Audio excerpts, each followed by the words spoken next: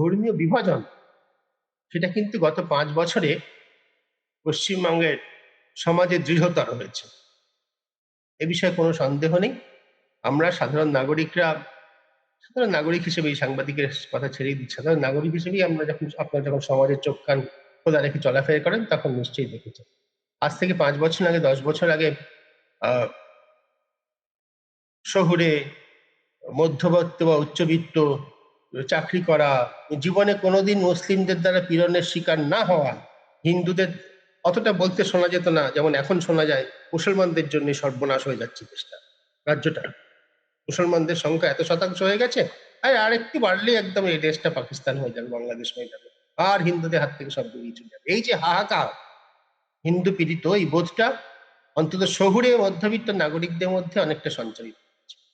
উল্টোটা হয়েছে, এর প্রতিক্রিয়াতে মুসলিম সমাজের মধ্যে যে যাকে বলে একটু একটু একটু একটু রক্ষণশীলতার দিকে ঝোঁক বাড়া, সেটা কিন্তু অনেক বেশি হয়েছে।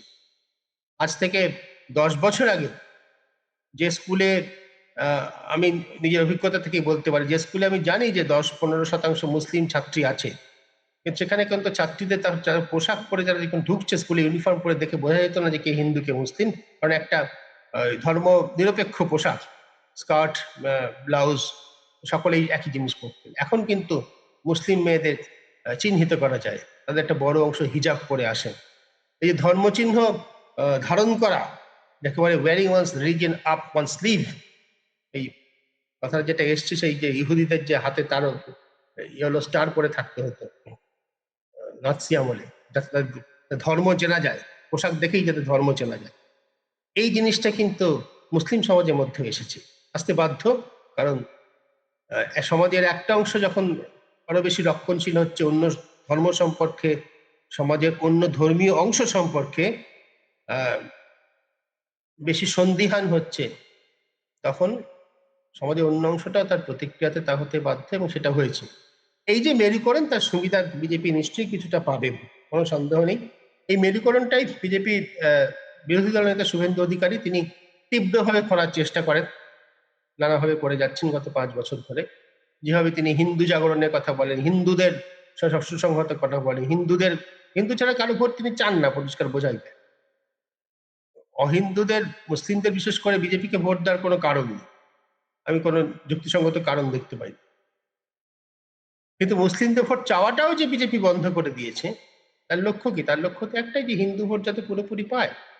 এখন পশ্চিমবঙ্গে ভোটারদের মধ্যে 25 থেকে 30, হয়তো 27-28% হবে মুসলিম, তার মানে 70% মতো হচ্ছে অমুসলিম। বিজেপির ভোটের পার্সেন্টেজের দিকে আমরা যে ছবিটা দেখলাম, আরেকবার যদি সেই ছবিটার দিকে আমরা তাকাই, শুধু বিজেপির ভোটের হার যদি দেখি, বিজেপির ভোটের হার 38, 38, 40, 70 থেকে 40-70 মধ্যে 40% মানে হচ্ছে 50% বেশি, প্রায়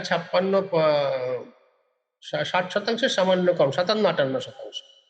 অর্থাৎ হিন্দু ভোটের 57 থেকে 58% ইতিমধ্যেই বিজেপি পেয়েছে। 38%, 40%। এই হিন্দু ভোটের বিজেপি পার্সেন্টেজ অন্তত আরো 10% বাড়াতে হবে তৃণমূলকে হারাতে হবে। আর 70-এর মধ্যে বিজেপি করছে। আমরা যদি লাস্ট ভোটের যেটা দেখি, যদি 2024 সালের সঙ্গেই তুলনা করি, তা বিজেপিকে অন্তত 7% ভোট বাড়াতে হবে। 70-এর থেকে 7 মানে হচ্ছে 10% ভোট বাড়াতে হবে। 10% ভোট যদি বিজেপি বাড়াতে না পারে, 70 নিয়ে তারা খেলা করছে, মোটের 7% বাড়াতে হবে, মানে 70-এর 10% বাড়াতে হবে। এই 10% যদি বিজেপি বাড়াতে না পারে, তাহলে তাদের পক্ষে ক্ষমতায় আসা মুশকিল। এই 10% বিজেপি কিভাবে বাড়াতে পারে? এই ধর্মীয় বিভাজন যে বেড়েছে, তার সুবাদে হিন্দুদের একটা বড় অংশ, আমি হিন্দু মানে অমুসলিমদের কথা বলছি, তাদের যদি একটা বড় অংশ ভোটারদের, মোট ভোটারের অতিরিক্ত 10% বিজেপিকে ভোট দেয়, তাহলে বাড়তে পারে। আর তা না হলে কিভাবে বাড়তে পারে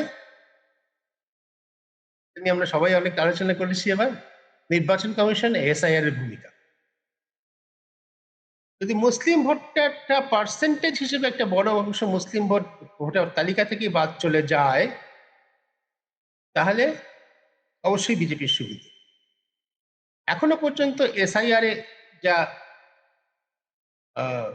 লক্ষণ দেখা দিয়েছে, যা যা আউটকাম আর কি, যা পরিণতি আমরা যা দেখছি আর কি, তাতে কিছুটা সুবিধা নিশ্চয়ই বিজেপি পাবে। কারণ এটা নিয়ে কোনো সংশয় নেই, আমরা আগেই আলোচনা করেছি, নির্বাচন কমিশন পরিষ্কার এবার বিজেপিকে জেতানোর জন্য কাজ করছে। এটা সর্বশেষ একটা উদাহরণ আমি জাস্ট দিতে চাই, সেটা হচ্ছে নন্দীগ্রামে যিনি বিডিও ছিলেন তাকে বদলি করে ভবানীপুরে আনা হয়েছে। পশ্চিমবঙ্গে আমার যতদূর মনে পড়ছে প্রায় 400, সম্ভবত 393 এরকম কতগুলো ব্লক আছে, প্রশাসনিক ব্লক আছে। একজন বিডিওকে বদলি করা যেতেই পারে, কিন্তু নন্দীগ্রাম থেকে ভবানীপুরে নিয়ে আসা, এটা এতখানি চোখে পড়ার মতো যে অন্য কোনো নির্বাচন কমিশন হলে অতীতে এতখানি চোখে পড়ার মতো একটা আচরণ, নির্লজ্জ আচরণ তারা করতো না। ঠিক আছে, নন্দীগ্রাম থেকে তাকে অন্য কোথাও আনা দরকার, ট্রান্সফার করা দরকার, অন্য কোথাও ট্রান্সফার করতে হতো। বা ভবানীপুরে অন্য সমপর্যায়ে অন্য কোনো অফিসারকে পোস্টিং দেওয়া দরকার, তাকে রাজ্যের অন্য যে কোনো জায়গা থেকে আনা যেতে পারত। নন্দীগ্রাম থেকে ভবানীপুরে আনার ব্যাপারটা একেবারে চোখে পড়ার মতো অদ্ভুত একটা কাজ। এই জায়গাটা নির্বাচন কমিশনের ভূমিকা, এই ধরনের ভূমিকা বিজেপির পক্ষে এবার সহায়ক হবে। ফলে ঠিক ভুল, ন্যায় অন্যায় নিয়ে আমরা অনেক আলোচনা করেছি, ভবিষ্যতেও করবো।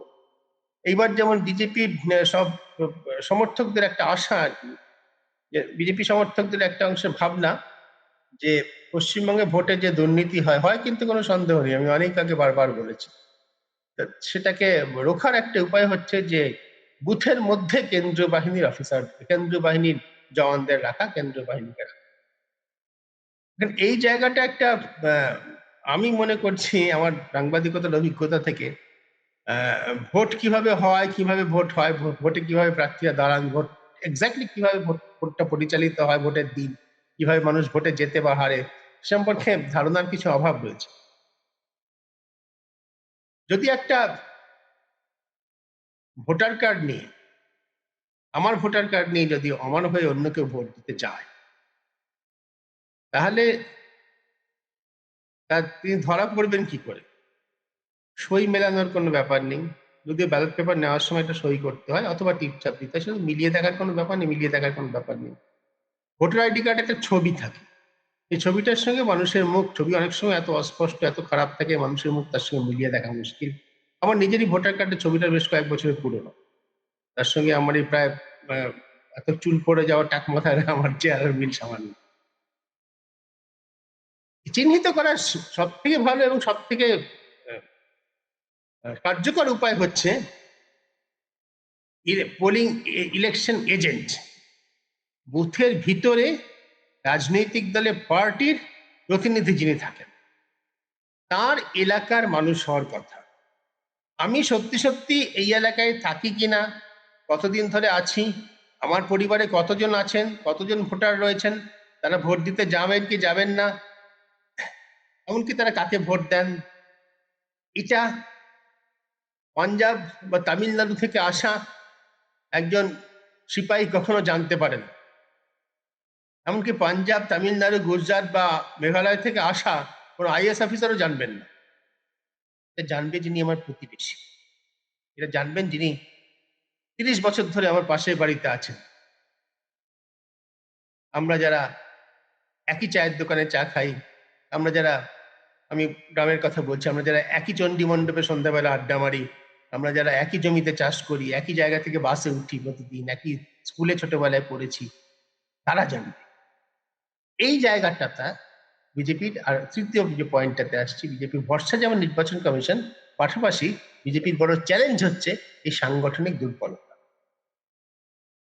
যদিও গত বিধানসভা নির্বাচনের নিরিখে প্রায় 1/4 সিট বিজেপি জিতেছিল, 294টার মধ্যে 77টা, পরবর্তীকালে অবশ্য দলত্যাগ ইত্যাদি কারণে কমে গিয়েছে, কিন্তু মানুষের রায়তে জিতেছিল, কোনো সন্দেহ নেই। তবু এমনকি 77টা বিধানসভা আসনেও প্রতিটা বুথে বিজেপি একজন করে এমন দলীয় কর্মী বসাতে পারবে যদি বসাতে পারে যে যিনি সমস্ত ভোটারকে চেনেন, তাহলে বিজেপির কাজটা সম্ভবপর হবে। পশ্চিমবঙ্গের বাস্তবতা হচ্ছে, রাজনীতির বাস্তবতা হচ্ছে, মানুষের সমর্থন বিজেপির প্রতি আছে। যত মানুষ বিজেপির তৃণমূল কংগ্রেসের বিরুদ্ধে ভোট দিয়েছে গতবার, বিজেপিকে জেতানোর জন্য তৃণমূল কংগ্রেসের বিরুদ্ধে ভোট দিয়েছেন, সে মানুষগুলো যদি তৃণমূল কংগ্রেসের বিরাট অনুগত ভক্ত হয়ে গিয়েছেন 5 বছরে, তেমন তো নাও হতে পারে, সম্ভবত হয়নি। তাদের রাজনৈতিক বিশ্বাসে দৃঢ় আছেন, স্থির থাকেন, ধরে দিচ্ছে।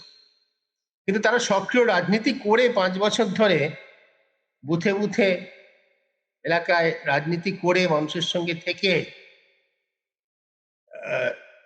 সংগঠন যাকে বলা সেইটা তৈরি করার কাজটা করেছেন কিনা এটা সন্দেহ আছে। সন্দেহটা শুধু আমার নয়, কিন্তু বারবার দিল্লি থেকে যখন সর্বভারতীয় নেতারা এসেছেন, যারা উত্তরপ্রদেশ, মধ্যপ্রদেশ, গুজরাট, এমনকি নতুন বিজেপি যে সমস্ত জায়গায় ক্ষমতা এসেছে বামপন্থীদের হারিয়ে, যেমন ত্রিপুরা, এইসব জায়গায় যারা সংগঠন করে এসেছেন, যারা বিজেপির জেতার জয়ের কারিগর, পিছন থেকে যারা এই নির্বাচনে মেশিনারি পরিচালনা করেন, তারাও বারবার এসে পশ্চিমবঙ্গে এই কথাটা বলেছেন যে সাংগঠনিক দিক থেকে কিন্তু বিজেপি দুর্বল। বিজেপির নেতারা যতখানি জনসভা করতে, ভাষণ দিতে, সোশ্যাল মিডিয়াতে এবং মিডিয়াতে বক্তৃতা দিতে দক্ষ, অভ্যস্ত, ততখানি তারা কিন্তু সংগঠনে দক্ষ নয়।